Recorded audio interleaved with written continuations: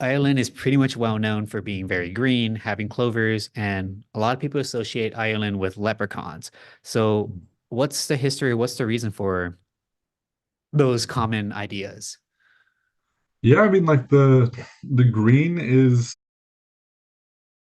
What's good, y'all? Welcome back to another episode. As you see, the green and St. Patrick's Day has passed. We are recording holidays around the world, specifically in Ireland, and to the guests, and we have a special guest to the side of us. So let's have him introduce himself. So, who are you? Yeah, my name's Connor. Connor McCarthy. I'm an Irishman myself. I'm from Ireland. I'm from Cork. I'm a student, a medical student. So it was a little rough trying to set up this meeting podcast in between like me trying to get out of the lab and the time zone difference. But yeah, it's been. I'm glad to be here, and glad to chat with Mario. Glad to be able to talk to you guys about a little about Irish holidays and Irish culture and stuff. There we go. And the first thing specifically with Ireland and wearing green, green's my favorite color too. Ireland is pretty much well known for being very green, having clovers, and a lot of people associate Ireland with leprechauns. So, what's the history? What's the reason for those common ideas? Yeah, I mean like the green is the green's pretty self-evident. I mean, like you've been to Ireland, man. And I mean, no, it's dark outside. I can't pull my laptop over to the window, but it's a really green country. It's something you don't really realize until you leave here. Like I don't know, I remember when I was like a kid and like my family would maybe go on holidays sometimes to like other parts of Europe. And you know, you'd be kind of amazed at like how brown some of the grass or some of the vegetation and trees are because you get used to just how green the place is. And it's not an exaggeration. And we just kind of we got the color, we got the national colors, kind of playing into that as well a bit. The whole kind of leprechaun thing, I I don't it's not like I have a personal like insight into like the background of the whole myth or whatever. I feel like the image of the Irish leprechaun of like this short guy, balding, ginger hair, beard, whatever, is kind of like a caricature, like a caricature of Irish people as a whole. Like it looks similar to like the traditional like we don't have Lucky Charms here in Ireland. That's one thing that Americans sometimes ask me, like, "Oh, I don't, you guys don't have Lucky Charms here. I would have thought they'd be like made in Ireland." It's like, no, they don't exist in this side of the pond. But if you look at like the front of the box, and you look at the little fella there, and then you look at some of the propaganda pieces popping up in British newspapers sometime around the turn of the 20th century about like Irish independence, Irish home rule, and caricatures of Irish people, you start to see a lot of resemblances. It's like it's the simultaneously very tricky and tricksy and very also unintelligent somehow at the same time. Um, and the ginger and the green and the fight and the fighting and whatever else. Like I'm gonna be honest, there's a certain amount of that's accurate. We do have a lot of redheaded people here. Green, the country is pretty green, etc. But I think overall, like the modern image of the leprechaun is this kind of weird mix of um a little bit of history and myth and a lot of like harmful propaganda turned into a kind of a frankly pretty profitable caricature. Like you see you see the leprechaun in places outside of Ireland, but you see a lot of it in tourist shops in Ireland who make a killing off of selling this kind of image to tourists. So you know we do okay with it. I'm not complaining about it too much. But in terms of the origin, as far as near as I can tell, that's kind of where the modern image seems to come from. Interesting, interesting. And you're definitely right about that. I remember when I visited Ireland, so many shops. There was green, clovers, leprechauns, and then an interesting one was sheep.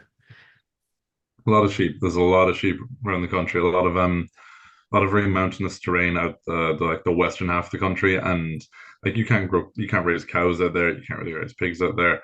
You can raise sheep on like damn near any kind of land, any kind of rocky, like scrubby, like heather, whatever. Um, you can like raise sheep out there. So that's what people tended to do. Interesting. And I feel like there's a lot of benefits to having sheep too. I'm assuming you have the traditional shaving the sheep's wool and then you can make fabric or whatever you would Yeah, use there's for that. like fabric, like wool traditionally, like woolen jumpers, like the very traditional kind of Aran Islands jumpers from the west of Ireland, which are kind of sprung up in popularity very recently, or in the last, when I say very recently, I mean the last decade or so. But yeah, the kind of there's it's a resource we have a lot of, or it's a resource that historically as a country we used to have a lot of, because we didn't have the opportunity for much else, or we didn't have much else, and that's kind of a common theme among like Irish culture is this is what we had at the time. Like when you look at traditional Irish food is not hugely appealing, especially to look at. Some of it's really nice to taste, but really unappealing to look at. Um, I have a housemate who like cooks really late at night. Frankly, he's probably going to start cooking during the course of this interview, um, and that's almost certainly him whistling in the background if you can hear that. But it's this, every like once a week the guy makes a stew, and it's potatoes, it's carrots, it's like stewing beef, it's low quality beef, or it's lamb, or it's something else, and it's cabbage, and all of the stuff is like what we had left over. There wasn't wheat, there wasn't grain. Like we had pretty poor quality wheat in this country, and pretty poor quality with low amounts of gluten. And that's why like the bread kind of wouldn't rise as much. So we needed to make a bread that would function without a lot of gluten in it, which is why you have Irish soda bread. And that uses kind of alternate mechanisms to work and to rise and to still taste good. But a lot of our culture and a lot of our kind of food and stuff is this is what we had at the time. We did something with it, you know. If it's almost like it's leftovers, though, it's survival leftovers. Yeah, yeah. It's and yeah, whether that it's the wool or the the food or the music. I mean, you don't see a lot of like a lot of the traditional Irish music. Like people think of the fiddle, sure, but a lot of the really traditional Irish instruments are like the bodhrán, the kind of single sticked handheld drum that's made with lambskin stretched over a wooden frame, or the like the tin whistle, this kind of familiar to every Irish school child, this like brass or tin like looks a little like a recorder, but it's kind of smaller and thinner and is usually keyed into a specific note. Like those are the real like foundations of Irish music. You don't see a lot of Irish piano concertos in history because we didn't have that. We didn't have the resources for that. We didn't, as a country, have like a class where people had pianos in their homes for most of our history. Yeah, So it does it kind of comes across in a lot of different ways. interesting. And I think too, if I remember correctly, learning from like history of Ireland, that Ireland has been taken over by a bunch of different people. So it was under many different rulerships. So the amount of stuff that y'all received, I feel like the same time you also lost as well, just from people who took over y'all's country. Sure. I mean, like the main I mean, like God, a lot of the history is um, not as well known, or it kind of you go back to like the British kind of started coming in en masse somewhere around like 800 odd years ago, but with the plantations and the like. But the before that, yeah, you had a lot of different like the French or the Celts or whatever, but a lot of that history isn't recorded. Or is recorded very sparsely, or is recorded only in oral tradition. But yeah, by and large, it was the Brits. When in doubt, the Brits. When in doubt, the Brits. Yes, That's funny. Moving away from blaming the Brits, sure. what would you say is a common holiday that a typical Irish folk would celebrate?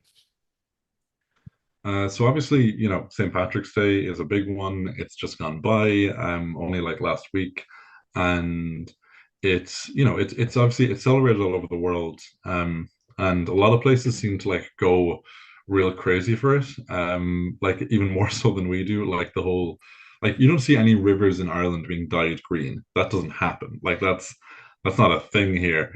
Um, or the big green lights over the Sydney Opera House, the Eiffel Tower, whatever else. It's a nice one. It's a big one to celebrate abroad, but it's big celebrated at home too. Like everybody goes out for it. Everybody celebrates in some way. Um, so St. Patrick's is like the really like the obvious like the poster boy of Irish holidays. Um, but you see like there's a lot of other ones in and around the same time. Only like a little while back was St. Bridget's Day, another patron saint of Ireland who um, is her day was only recently made a bank holiday, like a national holiday this year, or could this year, last year maybe. Um, but a lot of Irish people would celebrate that, but it's not seen as big overseas. Is St. Bridget's Day. It's pretty interesting. And St. Mm. Bridget's, I'm a little rusty on my Catholicism. St. Mm. Bridget's, was that a saint that helped out St. Patrick, or She, I believe she worked with him to some degree. I believe they were connected to some degree.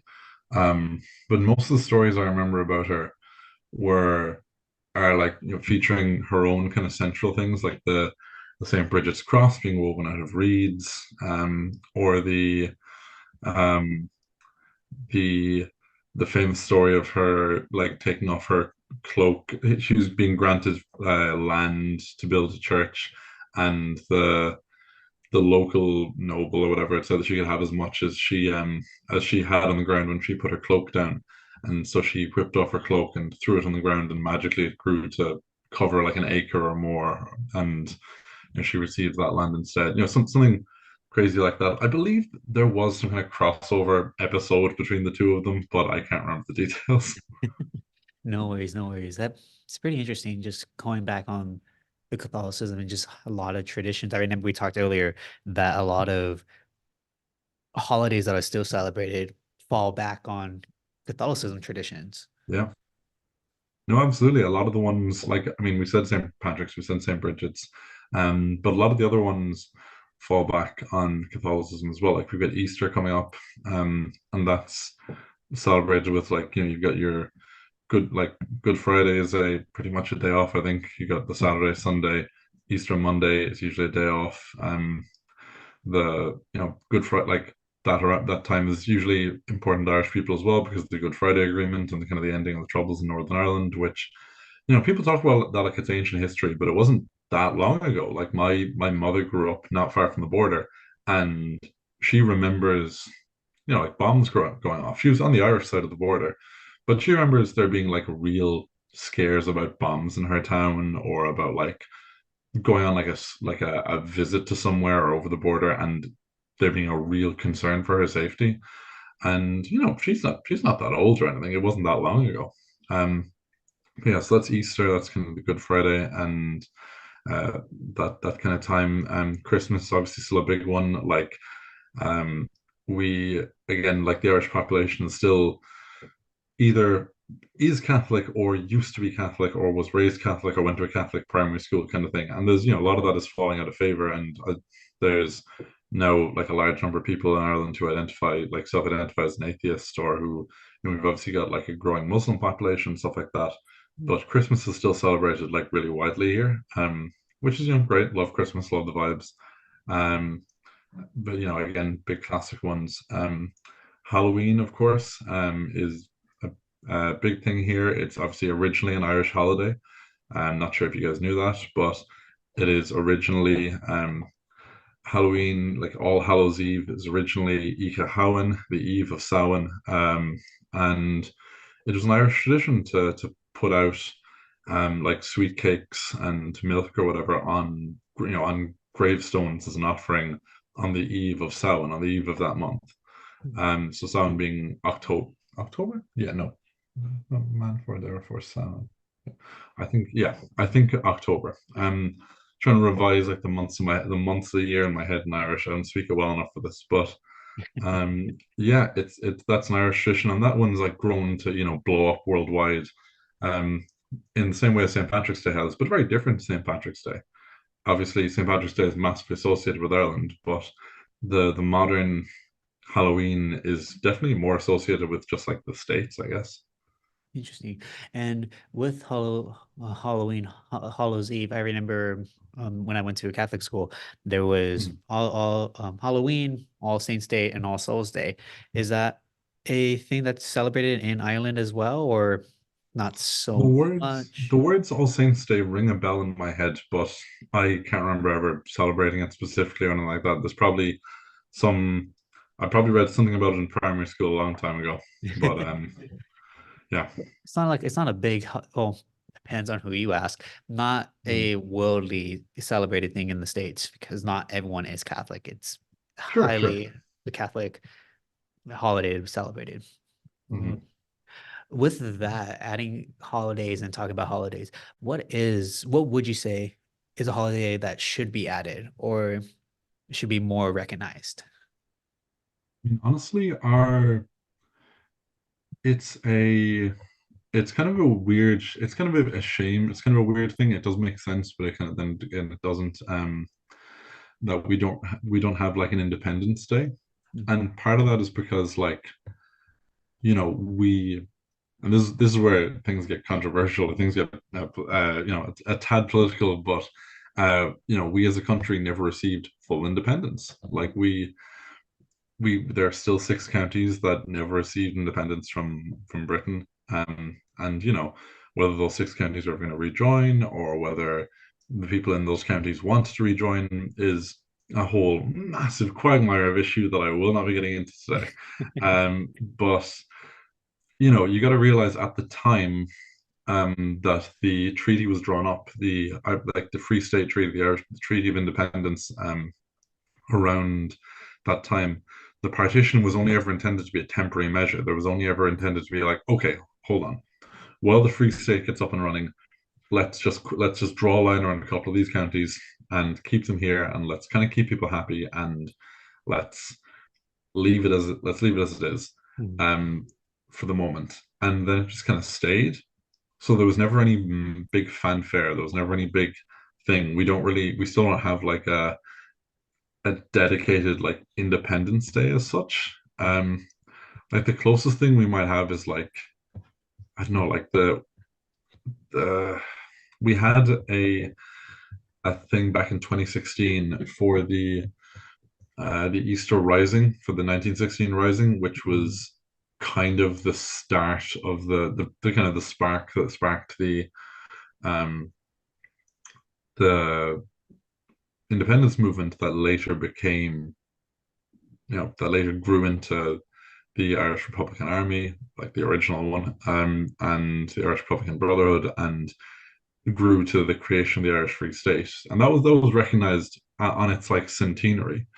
But like the Irish Free State came into being on December 6th in 1922, but we don't celebrate anything on December 6th. You just like go to work or you chill on if it's a weekend or whatever. But there's nothing that like really gets celebrated. And I think it would be nice to have like a dedicated Independence Day, but I also understand why we don't have one. Like that we never really we never had that massive euphoric moment of like, oh my goodness, we're fully independent. We're like, we did it, we got out. Because, even after that treaty was signed, the country then embroiled in an absolutely bloody civil war, which to a certain extent, still divides the country, still divides a lot of the politics in the country. Um, but we were kind of a little too busy dealing with that than to celebrate what we did have, or rather, well, that was kind of that was the reason Civil War happened. As one side was going, listen, we have this. This is a massive stepping stone to independence, and the other half going, no, we came for the whole pie, or none of it. Either we get the whole thing, or we don't stop fighting. And that's what led to the Civil War in the first place. But so again, I understand why we don't have the Independence Day, but I think it'd be nice to have it like recognized formally. Definitely. Yeah, it's interesting to think of it in that way. In America, we have Fourth of July. For someone who's Native American and we've lost our land to Europeans, it feels Sure, weird to yeah. it feels weird to celebrate that independence, though at the same time, Mhm. we move if Europeans never took over this land, there's a lot of things that may or may not have ever happened. So it's like good thing and a bad thing. And Oh, it's like, how do you celebrate it? But that's interesting in Ireland that it's not fully independent from England or from Britain. yeah. And I remember when we went to Belfast, I think Glendalough was another city up there, that Yeah. the currency was different, that it went from euros to, I'm sorry, it went from pounds to euros. Mhm. Like So with pound sterling being used up in Northern Ireland because it's still part of the United Kingdom of Great Britain and Northern Ireland. Which, I mean, the name is a bit of a scam. If you've got to put in the United Kingdom of Great Britain and then tack and Northern Ireland on there, I mean, like, come on, lads. it's like, You know there's something wrong there. it's like, what are you guys doing? What are you playing at? Honestly. With that, we're jumping to our last question with holidays that are less relevant or should not really be a holiday. Ooh. I feel like this one could be like even a personal taste too. Hmm. That's a really good question. Like taking one out, taking one down. Um, Honestly, like, look, everybody loves the week off for school. Every school child loves the week off and loves the time off. But like, I don't know. I feel like Easter as a big thing in this country is just like it's either got to go or it's got to like start moving on the way out because just the fact is we're not like a hugely Catholic country anymore. It used to be something we were known for, like internationally, like, but we're just not anymore. We don't have that much and that a huge population of Catholics. Again, a lot of people are. But even the ones that self-identify as Catholic in the census, like most people don't go to mass. Like the mass attendance in this country is constantly on this like massive downhill trend. Um, that people show up at Christmas and people show up at Easter, and that's kind of it. Like, and I don't know. I feel like Easter could do with like a little less recognition. Um, but yeah, I don't know. I don't think we celebrate too many major holidays in the country. There's nothing like major that I'd really like to see taken out or taken down a peg. Easter may be the closest one, but honestly, yeah, there's not a lot to chip away at. That's pretty good. It's interesting with Easter that you mentioned that kind of going with that topic that back then Catholicism, a lot of your holidays were celebrated with Catholicism, and now a lot of people are just going to church on Sunday and Easter. Your typical, it's like you say, it's stereotypical My Catholic. brother and Chris, people aren't even going to church on Sundays. It's like Christmas and Easter. It is like it's you go 2 days a year. You write down Catholic on the census and then you go to church 2 days. I know like the majority of like the people I know, or at least like the people I know of like my parents' generation at the very least, are like that. Like I'm sure my mother still writes down Catholic as like her thing on her form, and the woman goes to mass once, maybe twice, maybe three times in a year if she's going for some like special occasion outside of like weddings and stuff like that where you show up. But like no, it's the fact that it's not even like, oh, you only go to church on Sundays. It's like most people don't even go on the Sunday. It's just the twice a year thing. So we're really falling out of it as a country. And I don't even know the statistics for how many people are like practicing Catholics. I'll I mean we can look into those. We can look those up. But I would say it's an awful lot less than the number of people that ticked Catholic in the last census. Interesting. Interesting. We got to look that up sometime soon. For And sure, then for sure. there's one more thing I remember you mentioned when we were talking. You said Pancake Tuesday. Is that similar to Taco Tuesday in the United States, or Pancake Tuesday. Do you guys not have Pancake Tuesday over there? unfortunately, I've never heard that before. Oh my God. All right. So this is in relation to this is another thing in relation to Easter, right? So in the 40 days before Easter, this is once again we are back to Catholicism. So as with and it's impossible to separate this from like an episode in holidays in Ireland and Catholicism. They go hand in hand. So in the 40 days before Easter are known in Catholicism as Lent.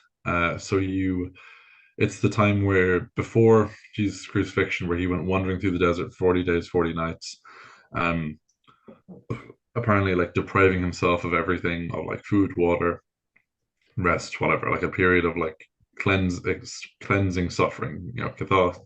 Catholics are all about suffering, cleansing, so cleansing your soul and stuff like that, which is an interesting attitude. But that's still done. You still a lot of people in this country still like give up something for Lent. Oh, I'm giving up chocolate and sweets for Lent, or I'm going to give up. I'm going to use this time to try and give up smoking, or I'm going to give up coffee for Lent. And sometimes it's a lifestyle change. Sometimes it's something that is brought back once Easter rolls around again. Um, but and sometimes it's not even a giving up, it's more like a lifestyle thing that people are like, I'm going to walk more, I'm going to do this, I'm going to do a kilometer every day or 2 kilometers every day, whatever. Um, but traditionally it was very much a time of like piety and like, sacrifice and suffering and giving stuff up. So traditionally, since Easter's always on a Sunday, if you count back 40 days, you're always going to land on a Wednesday as being the first day of Lent, which is Ash Wednesday, just when you get like, again, I'm not sure like if you guys have that in the States, but it's another day where a lot of people go to mass or whatever, or they don't even go to mass. Like sometimes they'll just bring it around and they get like ashes smeared in their foreheads and like kind of Right. a wonky looking cross. So that's Ash Wednesday. Count back 40 days and you count back one more day to the day before Lent, where you have to give up all your stuff tomorrow. You know that tomorrow's first day of Lent, and like it is 1955 Ireland. Tomorrow was the first day of Lent. You are not eating like meat for 40 days. You're not eating like good stuff. You are being Just cleansed. indulging You're all being that. pious. Yeah, exactly. So Pancake Tuesday, Shrove Tuesday was the day where you used up all that stuff, where you like Mm. essentially had a little bit of like a pantry like blowout, and you kind of you went, yeah, let's use the stuff. Let's use the meat. Let's use the eggs, the flour, the milk, like all that kind of stuff. Um, let's use the stuff because again, like I'm saying this like, oh, let's use up the flour like it's a big deal. It was a big deal back then, like because we didn't have a lot of like growing. We didn't grow a lot of wheat in this country. We still don't.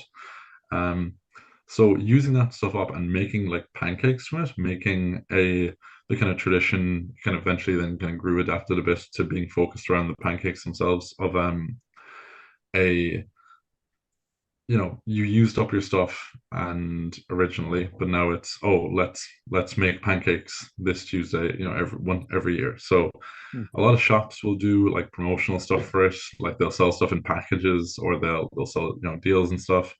Um, and even a lot of restaurants or a lot of like I remember like in my school canteen there was always Pancake Tuesday. There was always pancakes on the was the only thing they were selling that day, just because it was just good vibes. And normally every year I try and make a point of having a few friends over and like cooking pancakes for them because I enjoy it. This year I wasn't able to because I was stuck in my surgical rotation and I was like out of the house by like I'd be in the hospital before 7:30 every morning because Jeez, that's a lot. that's when stuff started. That was for a month. So yeah, my normal thing of like, let's blow off the first lecture of the day. It's only one day. Let's cook pancakes. Me and all my friends didn't pan out so much. But that's where Pancake Tuesday kind of comes from. It's not like a national holiday or anything, but it's a fun thing that everyone observes. It's good vibes. Um, and I'm not talking about the American style like um little thick pancakes that you like stack high and cover in syrup and butter. These tend to be like the much wider, more like crepe style pancakes. Um, what do you put in your own pancakes, Mario? I probably, besides just regular American pancakes, I would add peanut butter on it. If not, I just like it nice and fluffy. That's fair. That's a very American answer. God, I tend to I put on like a little bit of sugar and then I just drown it in lemon juice. It's just like it's lemon and sugar, but it's a lot of lemon juice on balance. And I don't know, it's good. It speaks to me. But a lot of people like to put on like popular Pancake Tuesday or like some Nutella or like honey or like some people go all out and they start putting like fancier stuff or like savory stuff. Like I know a guy who like cooks up bacon to kind of crisp up, do it really well, and put that in his. Interesting. And yeah, no, Pancake Tuesday is just a fun little thing really nowadays. That's a part of Easter I'd be very willing to kind of keep holding over. That's funny. It's now that you mention it, like it's before Ash Wednesday. Over here, at least in the west side, we call it Fat Tuesday. So it's Ah, same exact thing, except not too much on pancakes, sadly. We got to switch it to Pancake Tuesday.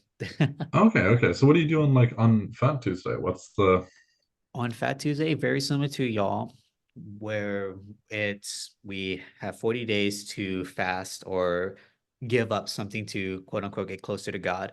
So Hmm, some people refrain from eating sweets, from cursing, from being on the cell phone too much. So on Tuesday, which is the day before Ash Wednesday, we would pretty much, it's the last day that we're going to be indulging in this thing we're giving up.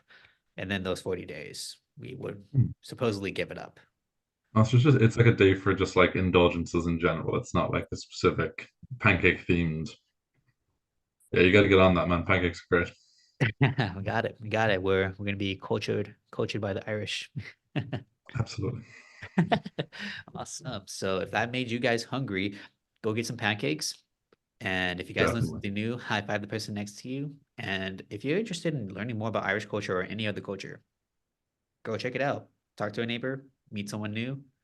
The world is huge and it gets smaller and smaller the more you get knowledgeable about Hmm. each culture. Absolutely. But yeah, as always, remember, guys, pass a smile, stay safe, always be awesome, and we'll see you guys next episode. Sweet.